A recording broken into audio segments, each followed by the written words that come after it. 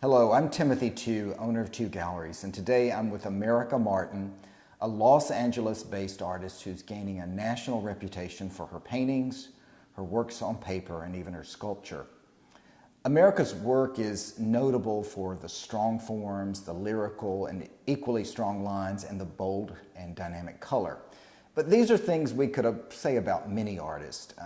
What really is so powerful in her work is the humanity that's in it. And of course it's reflected in the forms and the figures, but it's something that really connects with viewers, and it encourages them, I think, without understanding it, to express their own humanity, their own individuality. And last night we had an artist talk, and America was saying something about reading a biography of George O'Keeffe. Mm-hmm.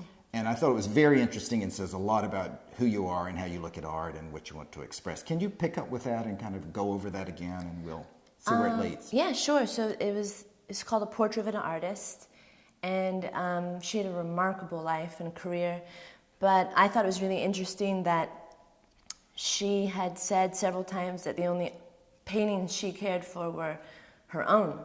And I think that's so interesting and very telling of her character, and makes sense of why she went to New Mexico and was very isolated. But personally, I find such inspiration in other artists and all art forms, music, writing, fine art, and other artists, they are my go-to, my inspiration constantly, because artists create things from nothing, and that's such a courageous, awesome thing. So when I'm feeling uninspired or lack of direction, to go to Miles Davis, Charles Mingus, Eric Dolphy, they lead me down the road of abstraction, trying to see the figure in a new way. Or Charles Dickens, his humanity, his love for people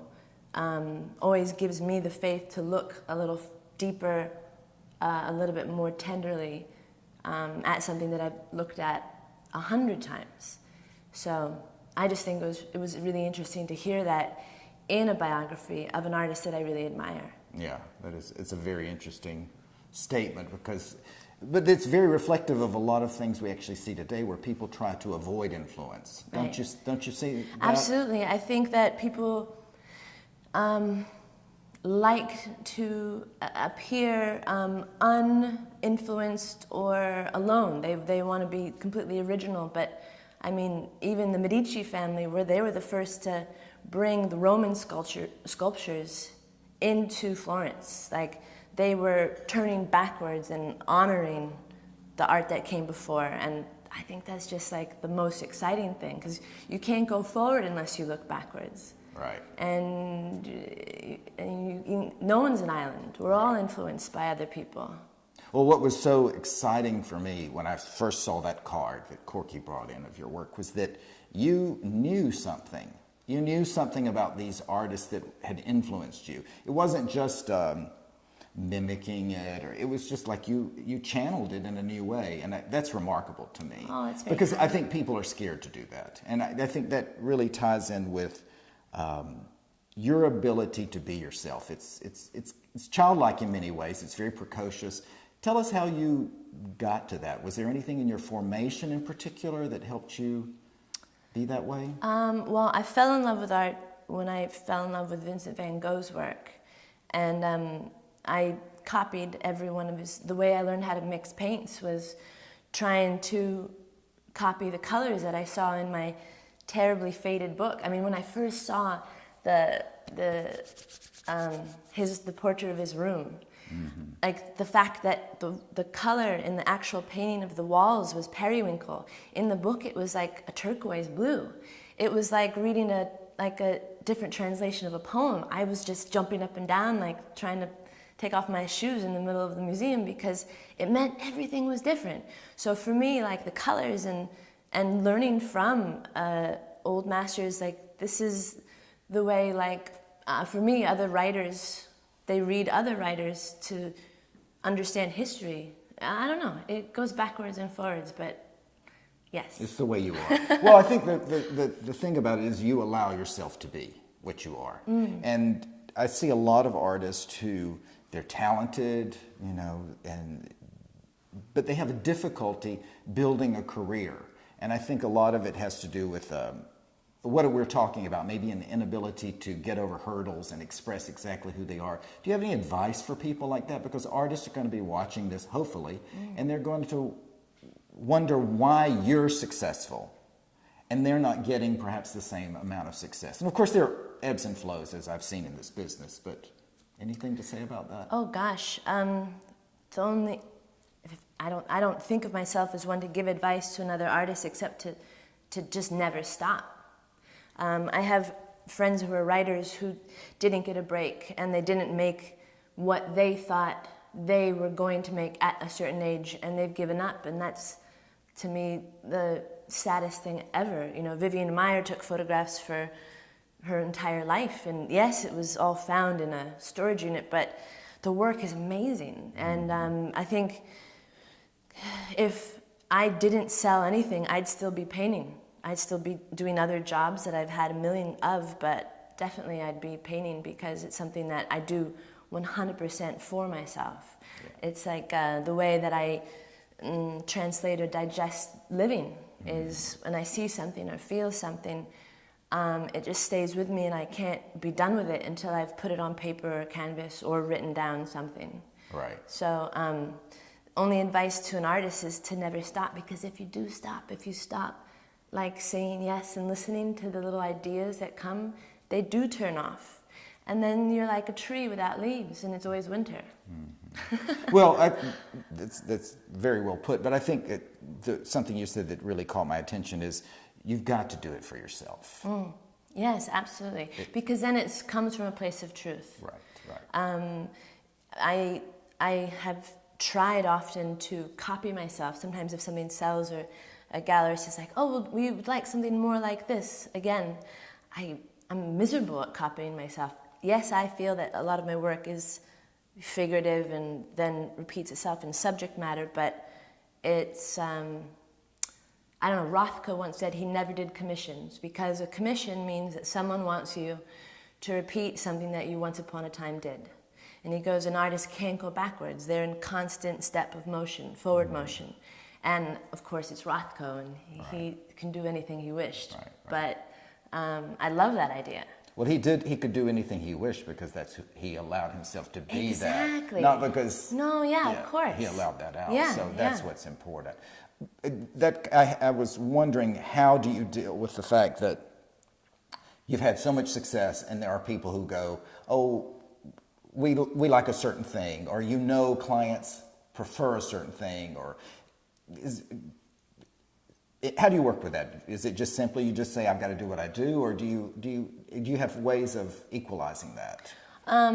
It's sort of like the way I think about a musician that I love. Like I love early Bruce Springsteen, but maybe I don't like current Paul Simon. You know what I mean? But like I would probably not tell that to their face. But I won't buy his album. But I would go always to Graceland before I'd buy his 2017 album or something like this. Right. But there's no offense or anything. It's what resonates with someone. It has nothing to do with me. For me, when I do something, it's done. It's not me anymore. It's just a piece of paper. It's a canvas. I imbue it with like attention and love, but then it has nothing to do with me. So if someone likes something or doesn't, I think, oh, that's great and cool. Right. Thanks. Well, the key to life is expressing the internal pattern as an external pattern, and that gets broken down with so many of us, but you do that so well. So, oh, thank you. Why don't we go and stand in front of another painting and talk about some other things? Okay. America, your work is ever evolving, and sometimes the changes are more dramatic and very, very subtle, but I think this painting reflects some rather large shifts in your work. Especially in the forms. Can you tell us about this painting? Yeah, so this is a fairly new way that I've been working lately. I've been experimenting with redwood, and it's really exciting because redwood is naturally fallen redwood that is falls in the snow, and it's the heart of redwood trees, and they're ancient beasts, and the wood is so light, and it can go outside and inside. But anyway, and so I've been working with these big blocks of wood and cutting them and putting them together and creating really abstract pieces. And then Of sculpture. Yeah. And then when I go back to painting from then working with the wood, all of a sudden I'm looking at the form in a different way, and I think that this show reflects that I've been doing on my own. And so this piece in particular reflects sort of the larger woody shapes of a female form. And it's this woman's reading poetry because I'm a big poetry nut, but yeah.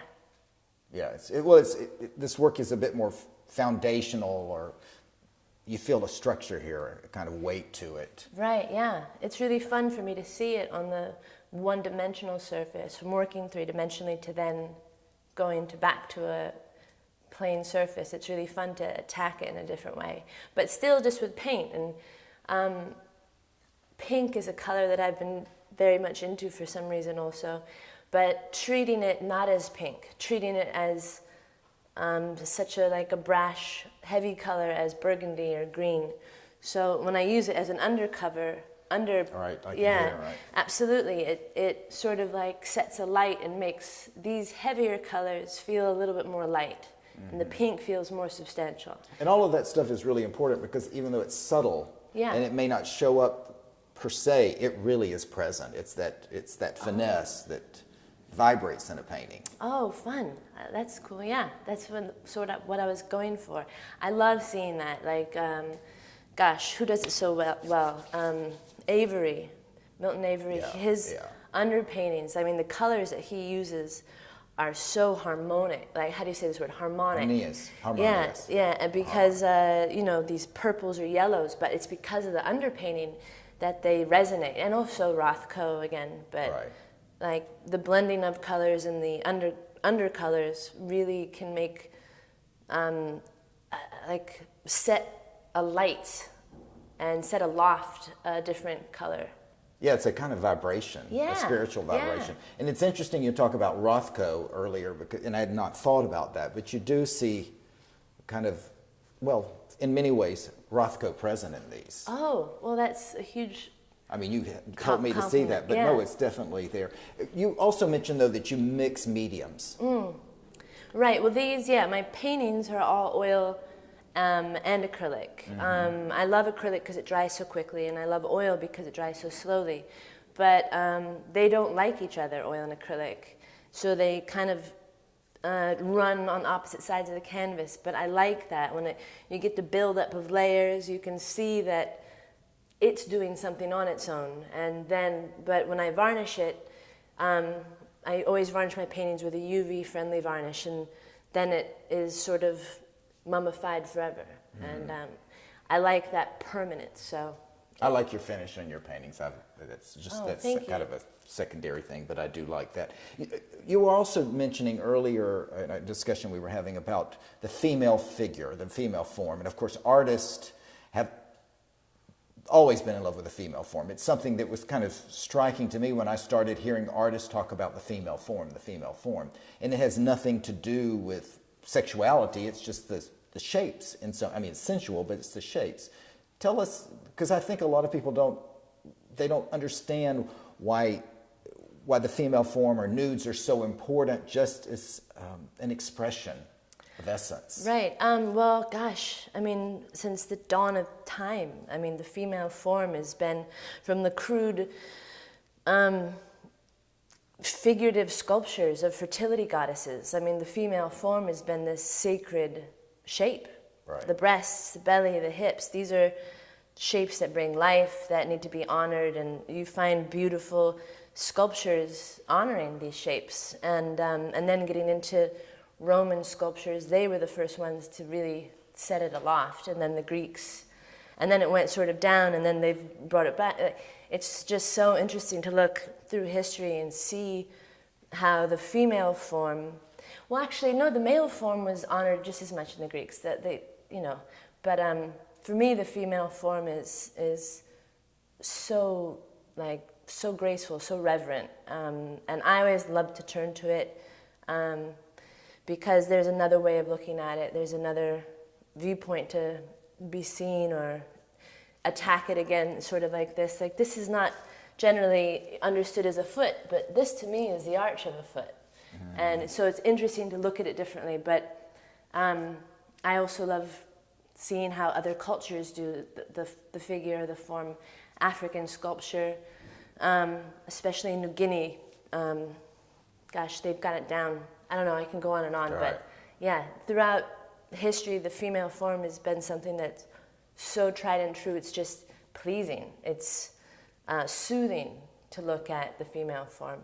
I think it's interesting that earlier you said that, and you just said it again, you can look at the female form and see something new in it continually, because many people would think, well, you know, you're just knocking it out. Of course, I don't feel that way, but they may see it visually, especially people that don't connect with the emotion of it. But how is it that you're able to see, maybe you can't account for that, something new in it every time you look at it? Or gosh, well, when I first started out doing life drawing, I was 9 years old, and when I was around 10, there was this life drawing class that I went to, and this professor was Vernon Wilson, and he came over, and I'd been drawing there was one pose for like 20 minutes, and I'd done like 10 drawings, the same thing, and he had this one little moment.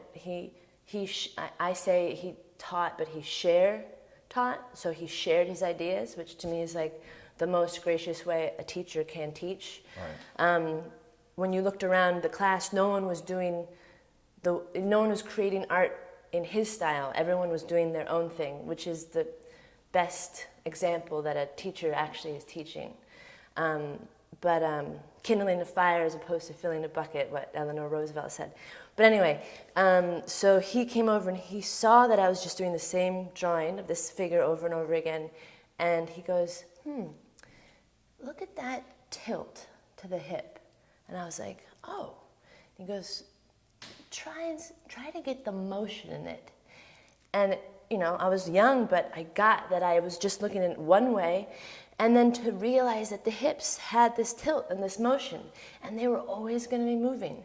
And no matter how much you look at something, there's another way of seeing it because it's in motion, or it could move. Right. And I mean, that can be applied to relationships or interpersonal things. Like, when there's always another way to see it. And if you do it with like a tenderness and an interest, then it's endless. Well, it's like there's a story in everything. Yeah. You know, sometimes you don't think there's a story, but there's actually a real story in everything that happens. Right. It's your narrative that creates it.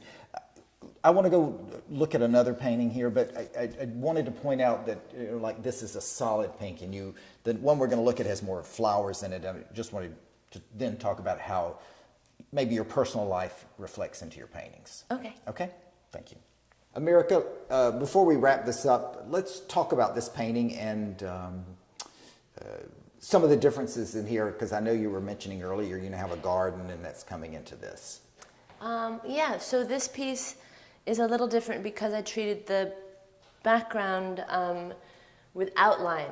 I'm gardening a lot lately, and I'm bonkers over seeing things from seeds to plants and how things are constantly changing. So in not putting the hard line on the plants for the background, You mean like this kind of? Yeah, it creates more movement. And these are actually flowery clouds, so it has movement because clouds move and plants are always growing, and I'm just fascinated by it. So this piece, I enjoy seeing the harder direct line with having something a little bit more fuzzy.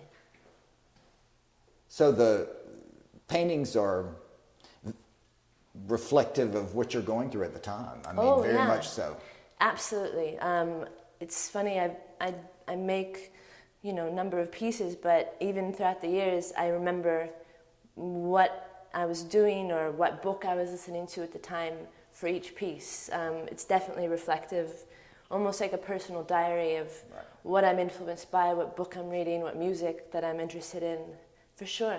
Well, talking about paintings that have, obviously have similar qualities, overriding qualities that are shared, it makes me aware of how distinct they are and how they change, and how much is going on. I'm not saying it as well as I'd like, but how much is going on them and how they differentiate themselves from each other. I think it's very fascinating. Well, that's cool because to hear that, because when I look back at work that I've done over the years, I am aware that there is a through line, of course. There's the line, there's the form, the figure again, but it does change. And that's always refreshing because often sometimes we're not aware of our own change or our own growth, and to see that things do evolve, it's just refreshing because you are growing and changing and evolving. Well, hopefully. a lot of people are amazed at how much art you can produce, and so I guess what it really shows is that even though you produce a lot, there is always something ever changing in it, and that's I think it brings the life to it. It's really wonderful. So Nice. Thank you for coming to Atlanta for the show. This is our third show for America. It'll be up for a month, but we're always getting new work from you. I know people are like, when's the next show? And I Right. tell them, you don't have to wait 2 years. We will Right. be getting new work. And Absolutely.